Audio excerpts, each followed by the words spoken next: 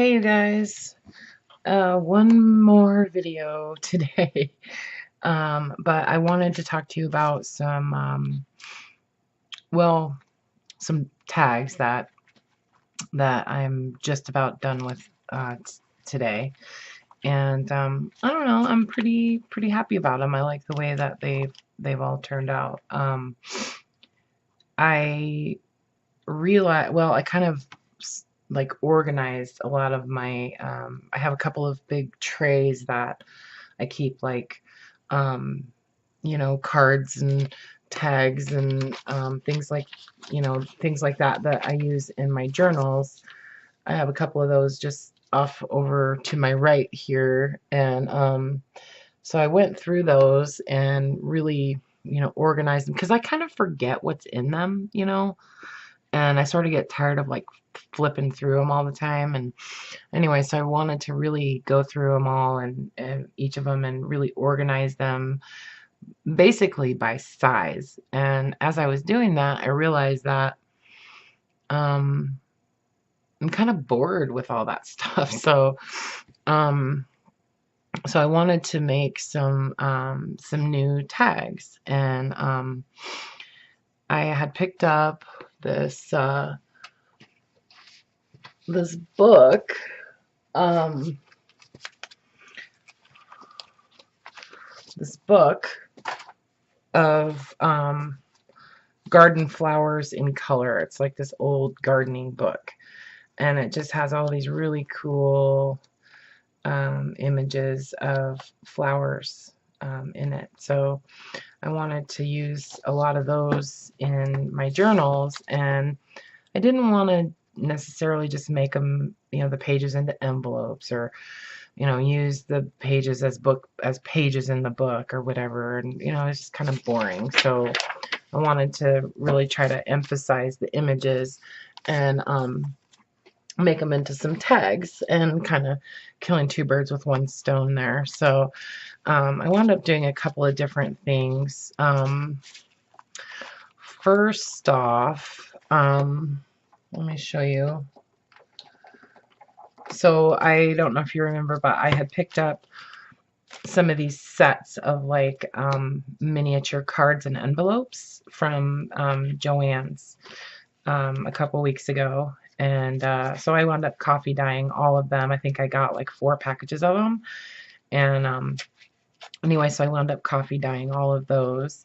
And so I just basically turned these into some little cards, or I guess they were already cards, but I sort of embellished the cards. So I basically just took like a little piece of fabric and or trim, or um, tea bag, or piece of doily, or something, and kind of put it behind the image and then just stitched around it. So, and I really like the way they turned out. So made a bunch of those, um, just just to kind of use a bunch of those images. And yeah, so I'm pretty happy with those.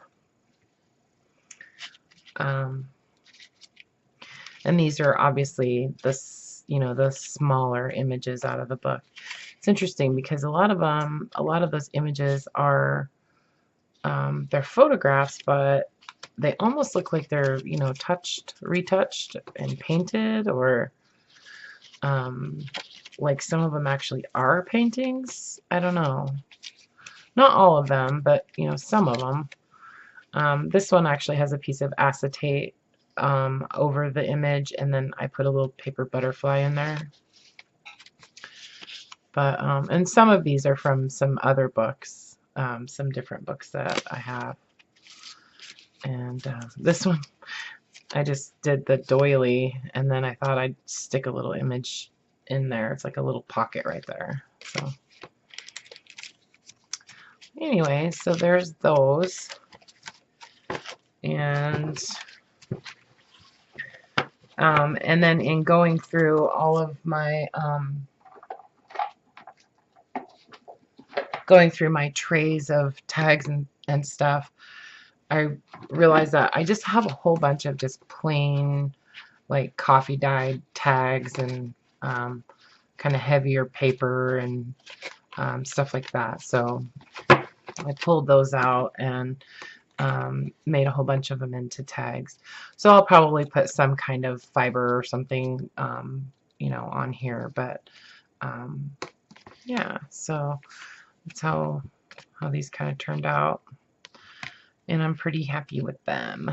I also used some images of some of my old family pictures that I've scanned and printed, and then some other book paper or book pages, the images from some other books, and just did that. Really like that one. And then I like the look of the acetate over the image and with the stitching and stuff, and obviously inspired by some of our more notable journal creators um, in the world of junk journaling. But yeah, so just some random sort of, you know, different types of paper and stuff like that. I really like to use music paper that has like notes on it, like where, you know, the person that owned the sheet music took notes on it and things like that. This is a flyleaf and just Chinese lanterns. Anyway, so yeah, so I made a bunch, huh? Made a whole bunch of them and did a couple of little, let's see, yeah, some of the larger ones.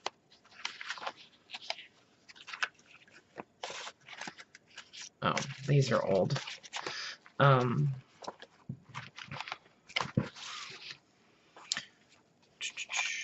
I forgot what I was saying, but anyway, so here's another one with the acetate over the image, and then there's a little paper butterfly in there, and just kind of collage different papers behind the images. Super easy. And see what I mean about these images though? Some of them look like photographs, but they're actually touched up. You know, this is from that one book.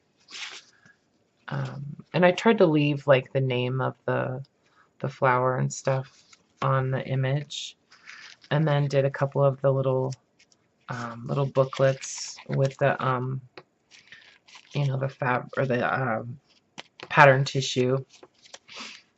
Did a couple of those. I like those.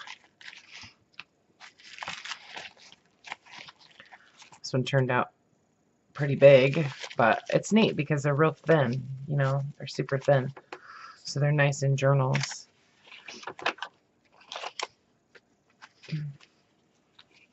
It's another one with the acetate.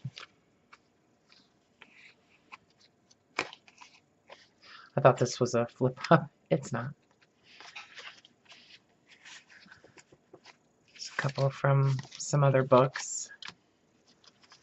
And then I did some a little more detailed like collaging in some of them.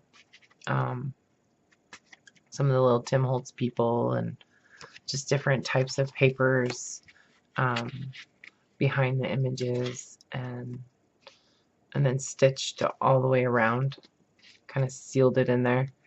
This is my great grandma Minnie and my uncle Stanley. And there's a little flower in there. So I did a whole bunch of those with the acetate, and I really had fun making those. Lots of butterflies. It's my dad on prints. Some random relative there. Don't know who it is. This one has like a little birdhouse charm in there. And some I got a little bit more dimensional. I added a button in here and a stamp and a little bit heavier. Some little cogs in there, and paper flower and a stamp. This one's pretty colorful. There's a little watch hand there, or clock hand, I should say. A little miniature key. Like I said, I will probably attach some kind of fiber on these. But, and I'll be using these in some of my journals. So there's a little tiny little dragonfly charm there. And I have like thread everywhere. There's a little bird charm. I thought she was really pretty. Another one of those little miniature keys. If you can see that. See? Little tiny key. I get those at Hobby Lobby, by the way.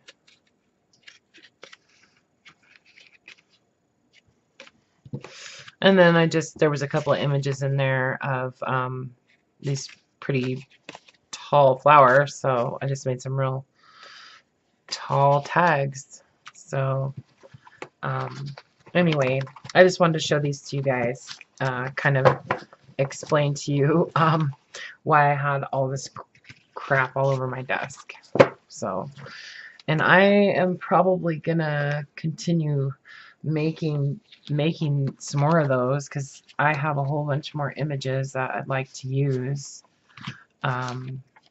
You know, and I really like the way those are turning out. So, you know, hey, I'm just gonna go for it and continue doing that.